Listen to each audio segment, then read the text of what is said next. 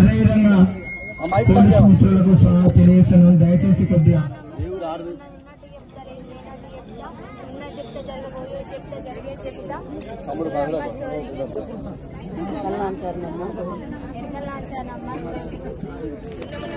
రాబోయే తరంలో నువ్వు మళ్ళీ సీఎం అవుతావని చెప్తున్నాను.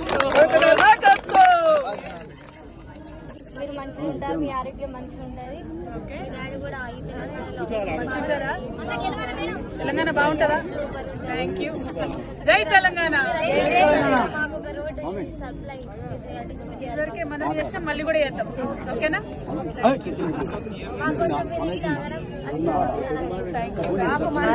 కృప ఎప్పటికే ఎల్లప్పుడూ ఉండాలి. Thank you.